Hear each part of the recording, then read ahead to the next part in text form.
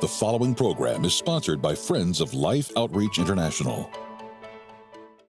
So I'm just feeling miserable, and I just say, God, listen, either take me home, and I don't know why I said this, because this was an interesting, I look back and I think it's really odd.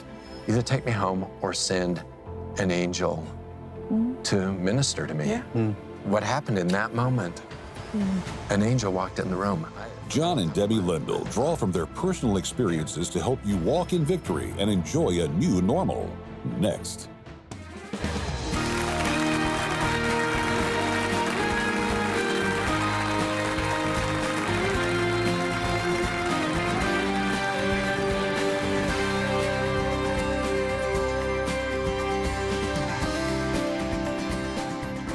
Welcome to Life Today. I'm Randy Robinson. Sheila is with me. Hey. And we are excited you're with us today because, you know, there's a phrase we've heard kicked around, and that phrase is the title of a book as well.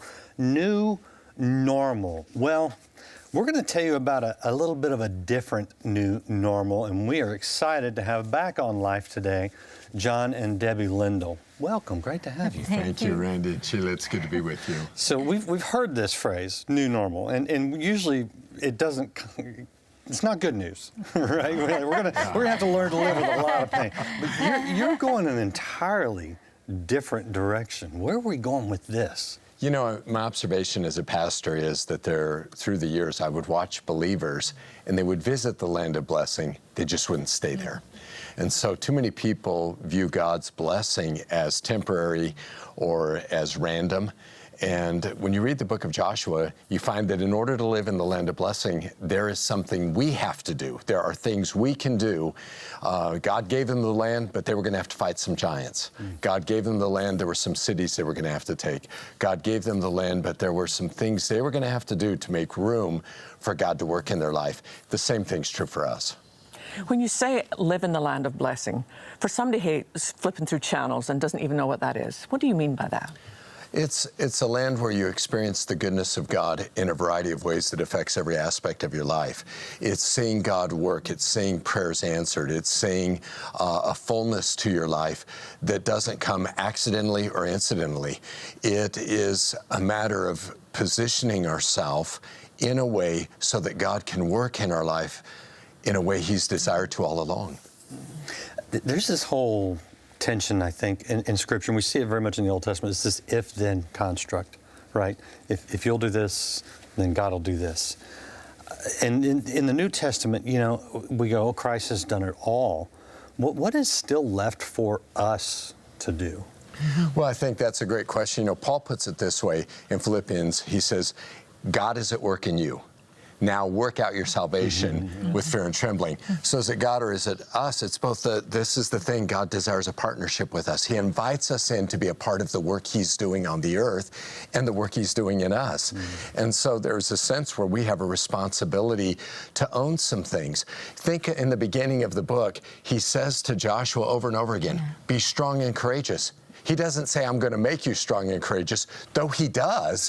But Joshua has to decide. He has to determine that I'm going to be a person of strength, that I'm going to be a person of courage. You have to believe Moses is dead.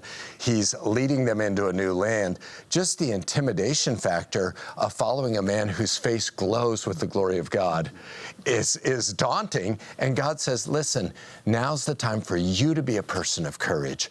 And if he does, great things will happen. If he doesn't, then nothing's going to happen. And I think it's that way in our life. I think a lot of times Christians don't understand that we have a part to play that makes a big difference in what we see God do in our life. Debbie, you're somebody that I've just watched God just blossom, and the way you bless women, the way you welcome women in, the way that God has blessed your conference that you do is phenomenal. But you've also faced some personal health struggles. What does this book mean within your paradigm? Well, I think, as John was talking about, just to live with courage and strength is a choice. And when you're walking through challenge, whether it's for me battling cancer or major accident, or watching someone you love experience a challenging situation that you have to walk with them through, you have a choice how you're going to walk through that yourself. Are you going to live by faith and hold on to the things that you know are true about the Lord and His love for you and His goodness, and that He never leaves you or forsakes you? Yes. Or are you going to, you face it with fear? And I think every day you have to make that choice. Yeah. And as a leader, just like Joshua, as God is calling you to new things and to new responsibilities and to new aspects of leadership, you have to walk in it, just believing God is going to be with you. And so it's been a fun journey to see Him take that, take what little you might feel you have, and do something with it. Yeah. You said an interesting word there. You referred to God's goodness. Yeah. And yet you also were talking about health problems, things you have both faced very serious health issues. And when we talk about blessings, I think some people might hear, well, if I'm blessed, I won't have these problems. And then you're talking about goodness. If God is good, then I won't face this illness. What is it maybe that we're not seeing in our earthly way of seeing things when we think of the idea of blessings? What does God see? Well, God is always working all things together for the good to those who love Him and are called according to His purpose. Romans 8:28. God is inherently good. You are good and you do good, the psalmist says. He is a good God. So when I'm going through a challenge, we live in a world that isn't perfect. We live in a world that is fallen, and we have flesh that's not been redeemed. So all of that is subject to the world we live in, and yet in the middle of that, God's ability to be redemptive in everything we face. So when we're going through something, I don't know what He's going to do. I just know He's good. And I know He's got something He is doing in this that will change me for my good and His glory. It was amazing during John's last battle with cancer, which he was diagnosed with cancer a year and a half ago, I think, almost now. In July of 2020. And then had a surgery and then went back for a checkup, and they found more cancer. But out of that season or trial, God did such an incredible work in us, and we're seeing now fruit from that in the ministry. And you can't even wrap your mind around all understanding. Right. It's just so supernatural. Right. It's like beyond what you could understand. How He could take a difficulty and bring fruit from it. Yeah. And so it's been exciting. I wondered how much of that was a real intentionality on your part, because sometimes, to go through cancer, but then to have to face that beast again. How did you, in your own heart and mind, prepare for how I'm going to go through this? Well, I think when I looked at the first time, I thought I went through it and messed around. By that I watched reruns of Star Wars and till I felt good enough to do what I wanted to do. And I realized I didn't come out of it any different than I went in, which isn't the end of the world, but it was a missed opportunity. Yeah. And I just thought, the doctors told me your recovery's going to be longer. And when I thought of that, I thought, if it's going to be longer, I want to be different. And if it's going to take more time, I want to put more into it. So I just purposed, this is how I'm going to seek the Lord. And really, part of what I talk about in the book is the idea of consecration is making room for God to do something He wouldn't have done otherwise. Yeah. And I think that's what we did. We just said, hey, we're going to live differently. We're going to redeem time we hadn't redeemed. We're going to look to God in a different way and set our hearts on seeking Him. And when you do that, you're going to see God do things you've never seen. Another thing you do talk about in the book, and I'm curious how this played out in your life, especially during that season. A lot of times, when I grew up, we wouldn't necessarily pray for healing. We would pray for God to guide the doctor's hand, which is wonderful. I pray for that too. But you talk about asking for big things, and I think some of us are a little, beaten down by life to be like, maybe it's just the way it is, or maybe God doesn't always want to do that. What did you guys ask for when you were going through your struggles? I mean, honestly, I thought when they were doing the final, they did one last scan before they did the surgery.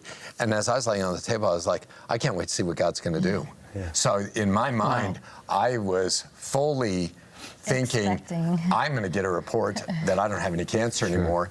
And so I think the key for Christians at that point is we have to be careful we don't build a theology based on disappointment. Wow. Because the Bible doesn't. Yeah. The Bible does not theologize that, and I think too many Christians take an experience, build a theology of disappointment, how to handle disappointment around it, that really then cuts out of them the audacity. Right.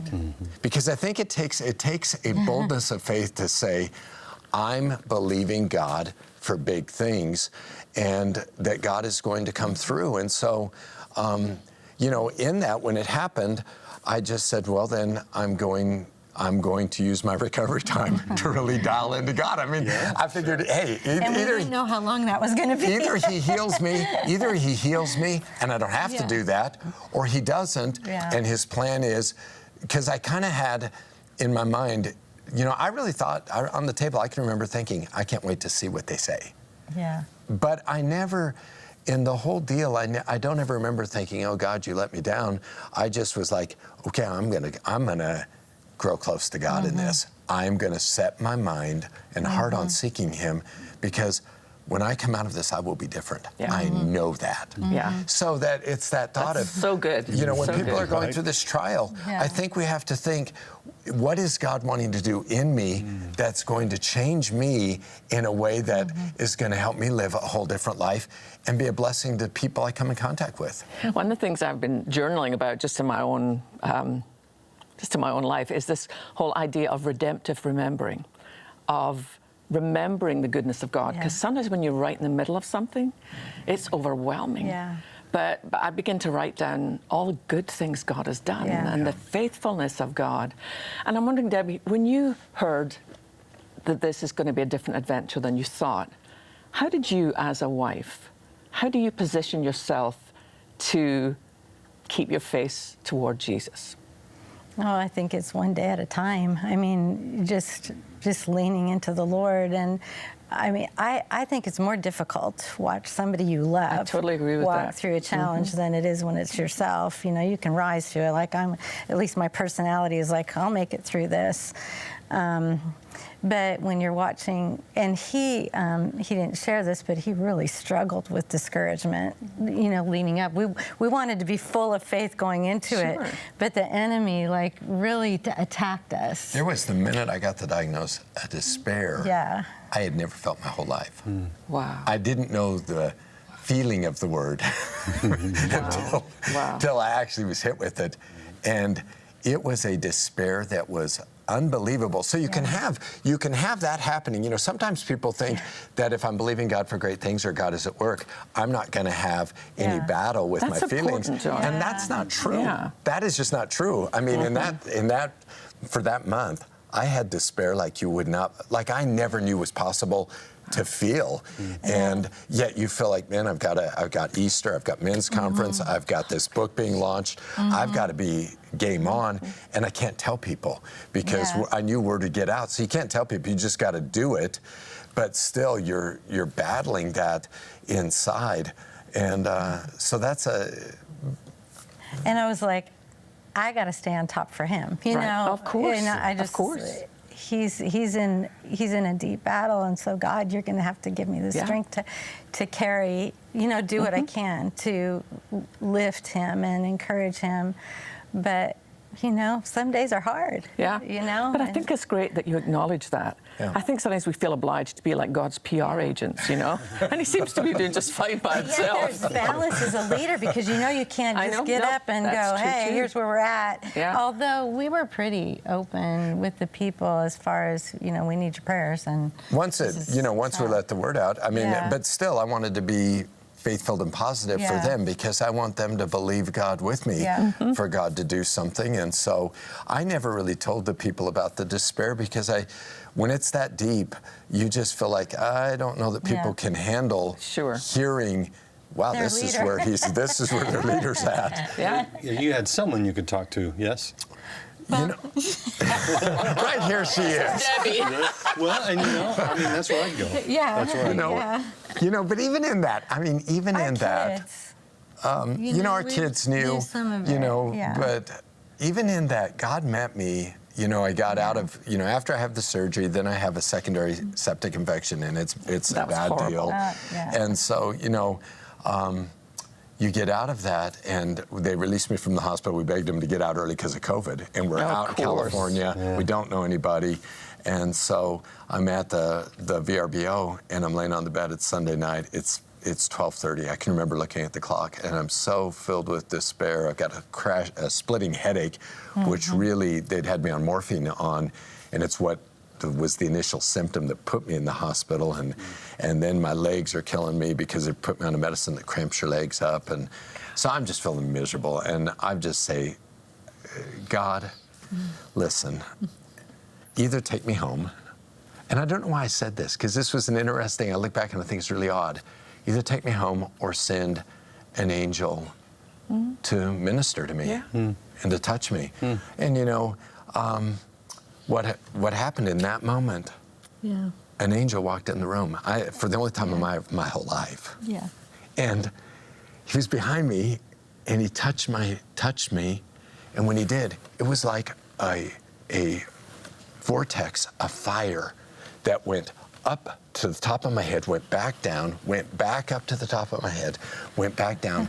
Instantly, the despair was gone. Instantly, in 1 minute, it was gone. I mean, it was gone. My legs no longer hurt. My headache was gone. It was an amazing answer to a genuine cry from the heart, and God said, "Okay, here he comes." But I mean, it was such a, I still had the recovery. I still had, I lost 45 pounds during my sickness, so I was sick, but I wasn't dealing with the things that were at that point just almost crushing. Too much. Oh, who gets to go? Because, man, right? Go ahead. I've underlined so many things in the book, but this I thought was so great. You said, our feelings are often not chosen. Our words always are. So that true. seemed important to me. It is important. I mean, I think what we say frames our reality. I mean, we know that. If I come home and I am unkind, that frames my night at the house. If I come home and I'm pleasant, don't ask me how I know that. that frames, that's how that works. And so the words we speak have much to do with the reality that we experience. And that's especially true when it comes to faith. I mean, the words we speak, the things we say. Joshua says, "Sun, stand still." And it happens. What I wanted to ask is what was the timing of these experiences and the writing of the book? Were they concurrent? Did you do it afterwards? The book had been written before, so I was just releasing that's what I when thought. I was going through the second surgery. So it really, I mean, at that point, a lot of it's very fresh in my mind. What I've told the people. Right, and that's where I was going. Because here you are talking about the story of Joshua, who had this promised land of milk and honey, but he had to not despair like the others did. He had to not look at the obstacles. He had to go in, and then you're having to do this. I mean, surely you felt God's sort of like, I'm preparing you a little bit for this. Oh, that's good. Well, I do think this. I think in our heart there was this anticipation that God was going to do something. I mean, in Joshua 3, consecrate yourselves today, for tomorrow the Lord will do great things. There's this idea that if we really set our heart on seeking the Lord, we're going to see God do exceptional things. And honestly, it's proved true in a way that is far beyond what we would have imagined in the church, because we've watched the Lord move. We're in this season of revival where we're having record numbers of people come to Christ, record numbers of people filled with the Spirit. We're having record numbers of people healed. We've got 235 testimonies from September 1 of people who've experienced dramatic healing. Wow. People who are born deaf Wow. Healed. I mean, ears Multiple. opened, multiple people. So when you hear that, or when you see that, and you watch what God is doing, and honestly, I don't think it's unique to James River. I think there are places around the country where God is visiting. This is a day where God is visiting His people in a unique way, in power, to demonstrate His presence, His power, and His personal care for people. Yeah. And that, yes, His personal care, His love, Yeah. that is it. And then that is the new normal that we hope all of you guys will embrace. The blessing, and we'd love to send you John's new book, New Normal. When you help us be a blessing to others, watch this.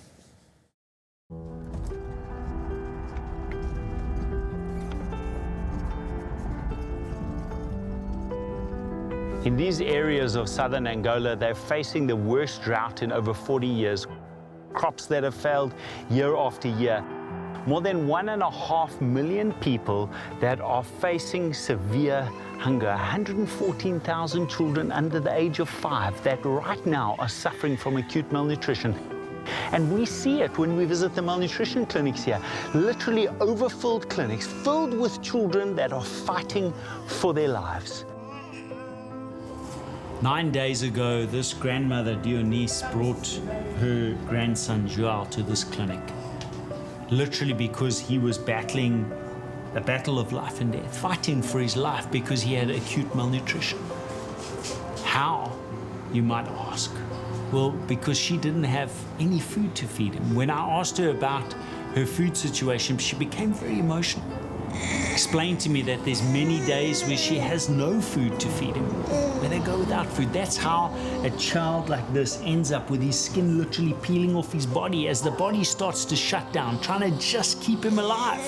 We're seeing more and more children suffering like little Joao, many of them dying in villages before we can ever reach them. What is the solution, you say? This is it. The solution is food. And us being here as the mission teams, reaching these children, each and every one of them, getting to these mothers, answering their prayers, and saving their children's lives.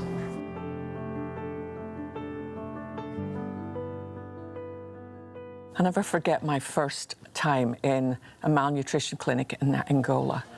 I've watched things on television, I've read things, I knew the statistics, but nothing prepares you for the sight and the sounds in a place like that. I went over and sat beside a mom and her little one, who I assumed to be about 2 or 2.5 years old, but no, this little one was 7 and had just shriveled away to almost nothing. No energy, not the ability to cry, just literally laboring to take one breath. And I remember feeling such despair that night and asking the Lord, what on earth can we do? But the following day, we had the opportunity to go to one of the villages where mission feeding is already set up. And you see these orange, sometimes red bowls of food that we give. It's specially made there for their nutritional needs. And it literally, it's like they turn the corner from death to life with so little. And James and Betty have been committed to this for years. And this year, our commitment is to be able, Randy, to feed 350,000 children. There's never been a greater need than there is right at this moment. Absolutely. And you know, for over 3 decades now, we've been doing this. And the need is still there. And when we look at situations like this, and as Sheila talked about, it's very difficult to go into some of these places, especially the clinics where children have deteriorated to their worst. Many of them, unfortunately, don't get out of the clinics. You see this, and I can, wonder, God's a good God, right? How does this happen? But then you hear in your spirit, you're His hands and His feet. This is an opportunity for us to share God's goodness in a very simple bowl with people who desperately need to hear Him. I'm asking you to be a part of that outreach, the hands, the feet of Jesus, to go into those villages where they are most desperate by partnering with us. Your gift of $30, $50, or $100 today will help feed 3, 5, or 10 children for 3 months. That only works because we have the people in place, we have the systems in place. We've been doing this for decades. We know how to get to the most desperate areas, but we have to have your support. Your gift of $1,000, if you can afford that, will bless 100 children for the next 3 months. We can turn this situation around, and not just physically, but spiritually, emotionally, all the ways that God wants to heal His people. We need you to join us. I'm asking you, whether you have been a faithful partner for years or whether this is your first time, join us in mission feeding. Let's reach out. Let's fill that bowl so we can turn their lives around. Go online or go to the phones right now and make the best gift you can. Across the continent of Africa, children are suffering, facing severe malnutrition and even death. With food reserves gone and many areas experiencing severe famine, we urgently need to replenish supplies to keep feeding the 350,000 children who are counting on us. Through Life's Mission Feeding Outreach, your gift of love can be an answer to prayer for a hurting and hungry child in their time of need. Call now with your life-saving gift of $30, $50, or $100 to help feed and care for 3, 5, or 10 children for 3 full months. With your gift of any amount, we'll send you The Chosen 40 Days with Jesus. From the creators of the widely popular television drama The Chosen, this devotional invites you to discover Jesus through the eyes of those who knew Him best. With your gift of $100 or more, please request the Amazing Grace sheet music framed wall art. This timeless and well-beloved hymn can be displayed as a reminder of God's grace to you. Finally, with your gift of $1,000 or more to help feed and care for 100 children, be sure to request our inspiring bronze sculpture, Let the Children Come. This beautiful bronze is a reminder to care for children around the world in both word and deed. Please call, write, or make your gift online today. I pray that you are going online or going to the phone right now and make the best gift you can. We can save lives, Sheila, and I'd love to send them this book if they'll request it. Yeah, experiencing God's best for your life, new, normal, very encouraging. It will lift you up and fill you with faith. John, Debbie, such a delight to have you here. Thanks for being with us. Thank you for letting us be here. It's been wonderful. Remember good to see to you. ask for the book when you call, and we'll be happy to send it to you. We'll see you next time. Bye-bye.